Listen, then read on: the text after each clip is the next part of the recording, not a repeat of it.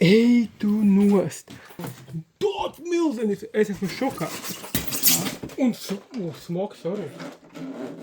Wow, nu rokās izskatās iespaidīgi, jā. Davai salikšu. Un tad paskatīsimies, iedarbināsim to briesmonēm. Ar viņu ir nevis jāliek uz skanīša virsū krāsā, bet skanītis jāatver. Vai prātīgs izmērs. Nu rīt būs testiņš kopā ar skanīti, bet nu šodien šito gribās palaist, nu viņš ir jāredz, kā viņš rūd. Nevaru tā.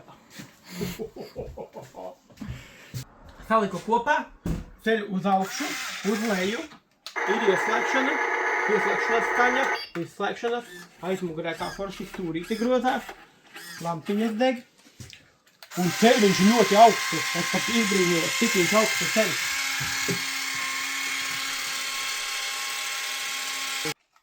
Paceļš šitik augsts, es domāju, pietiekami augsta priekš rotaļāšanās, ir maināms arī kausiņš šāds, savādāk. Raksta komentārā, testēsim, kilogramu pacels. Nu, neviena jau rotaļlieta īsti kilogramu nesver, bet šito jau noteikti gribētos, ne, patestēt.